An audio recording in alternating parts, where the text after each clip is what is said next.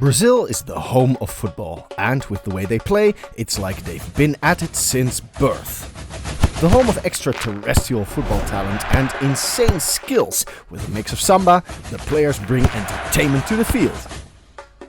If we talk about their legends, I'm sure many of us have similar answers. And within those answers, we seem to forget about a player who's regarded as the second best of Brazil. Romario de Sousa Faria was born on the 29th of January 1966 and is known as Romario by the world. As soon as he reached the age of 13, his goal was clear as he himself got to know what he could do with the ball at his feet. He would watch the local team of Olaria and would dream of playing for them. And that dream did come true. He joined Olaria's youth academy where his skill grew exponentially. The next thing we knew was that he wanted to join a bigger club, Vasco da Gama, who rejected him because he was too small when he approached them. But I think joining them straight up would have been an easy task. So he decided to play against them and score 4 goals. This led to Vasco da Gama literally begging him to sign for the club. Romario's early career was nothing short of remarkable. With Vasco da Gama, he clinched 2 state championships and netted 73 goals in 123 matches over 4 years. A stellar .59 goals per game. What's crazy is that he competed against older, seasoned players during his youth career. His prowess shone brightest when he led the scoring charts with 7 goals at the 1988 Seoul Olympics, and his decisive strike in the 1989 Copa America final against Uruguay sealed his reputation at just 21 years of age. In Brazil, his fame grew as many saw him as the successor to Pelé, the only other Brazilian who matched his early glory. Romario wasn't just playing football, he was setting the stage for future legends, carrying the weight of immense expectations with grace and skill. Romario's move to Europe marked a groundbreaking moment for Brazilian football. Unlike Pelé, who never ventured into European clubs, Romario blazed a trail by signing with Dutch club PSV Eindhoven after his international success. He quickly became a trendsetter, encouraging future Brazilian talents to consider careers in Europe. At PSV, he scored 26 goals in his debut season and helped the club secure the league title, as well as becoming a cultural icon. His confidence was legendary. He reassured his coach, Huub Stevens, with promises of goals and victories. And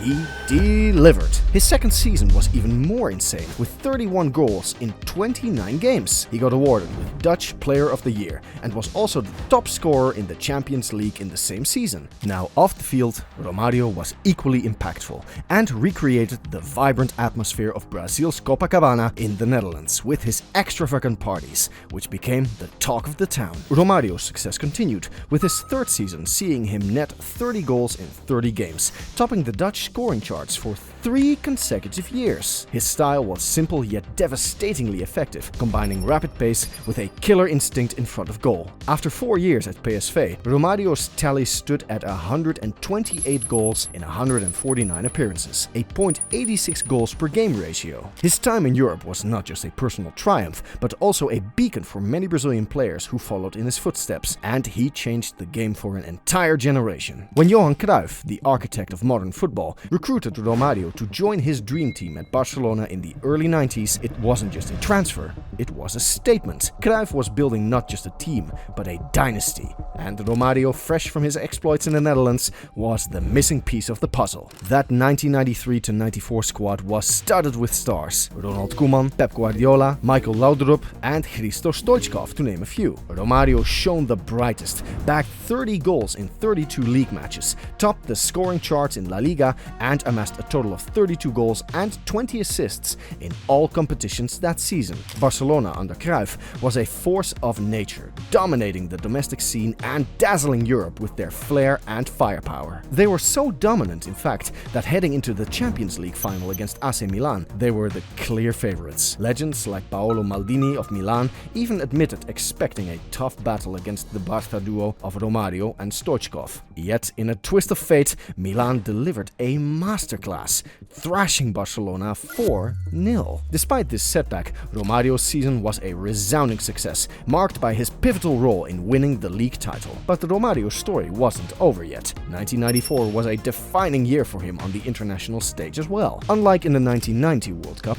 where an injury sidelined him after just one group match, Romario was ready to prove himself in the USA. He burst onto the scene with goals against Russia, Cameroon and Sweden in the group stages, and didn't stop there. A crucial goal against the Netherlands in the quarters and a decisive one against Sweden in the semis exhibited his talent for performing in crucial moments. The World Cup final against Italy, which ended in a nail-biting penalty shootout victory for Brazil, was perhaps the pinnacle of Romario's international career. Although he didn't score in the final, his contributions throughout the tournament were instrumental in securing Brazil's 4th World Cup title. Romario not only carried his team, but also carved his name into World Cup history and became the player to win both the Golden Ball and the tournament together. During the tournament, he took under his wing an 18-year-old Ronaldo, who was brimming with potential but didn't play a minute in the tournament. Romario saw a reflection of his own younger self in Ronaldo and guided him to Europe, starting at PSV, mirroring his own path years earlier. It was just like a father,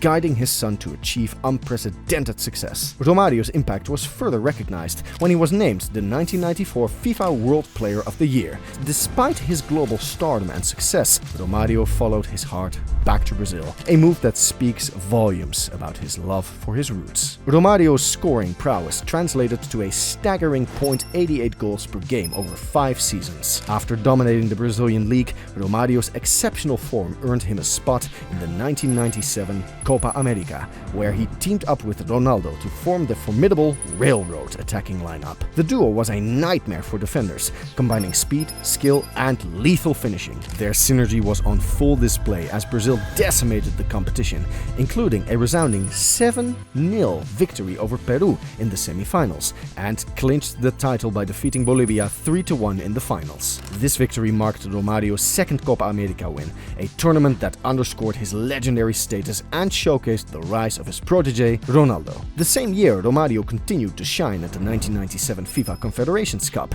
earning the Golden Shoe and the Silver Ball as he helped Brazil dominate the tournament. This performance set the stage for the upcoming World Cup. As the 1998 World Cup approached, expectations were high for Romario to lead Brazil to another title. However, fate had other plans, because just before the tournament, Romario suffered a debilitating muscular injury that ruled him out of what would have been his final World Cup appearance. His emotional breakdown during a press conference, where he expressed his disappointment at not being able to compete, resonated deeply with fans and teammates alike. Watching from the sidelines, he saw Brazil reach the final, only to be overwhelmed by France, with Zinedine Zidane leading the hosts to victory. Many speculated that, had Romario been on the field, the outcome might have been different. Romario's absence in the 1998 World Cup was a significant blow to Brazil's campaign, and his tears reflected the passion and dedication he had for his national team. Despite this setback, Romario's legacy was already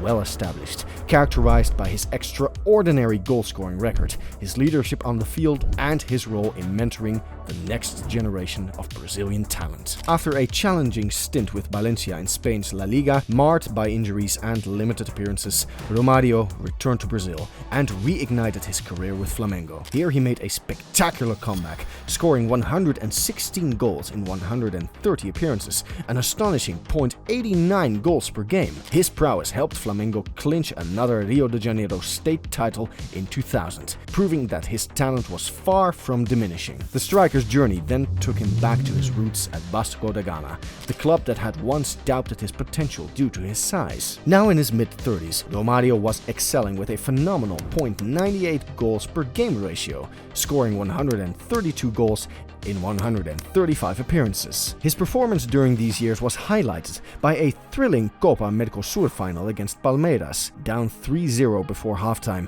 Romario spearheaded a stunning comeback with a hat-trick, sealing the victory and earning accolades as the South American and Brazilian Footballer of the Year, while also topping the Brazilian league scoring charts once more. Despite his late career resurgence, Romario's relationship with discipline remained complicated, just like every other Brazilian. His decision to pull out of the 2001 Copa America squad and exclusion from the 2002 2002 World Cup winning squad underscored this aspect. Allegations of needing surgery while playing friendly matches and vacationing led to a rift with his coach and teammates. This lack of discipline arguably cost him participation in another World Cup, which could have further cemented his legacy as one of football's all-time greats. Romario's final years saw him venturing across the globe, from Qatar to America and Australia, before finally deciding to retire. His career concluded with him ranked as the 4th highest goal scorer of all time and Brazil's 4th all-time leading scorer, boasting the 2nd highest goal-scoring ratio in Brazilian history, just below Pelé. Romario's legacy is not just in the records he set, but in the vibrant, indomitable spirit he brought to the pitch. His story shows the impact one individual can have on the world stage, driven by raw talent and an unyielding passion for the game. In my opinion, he's one of the greatest strikers and arguably the 2nd best Brazilian. What do you think about this, and where would you rank him?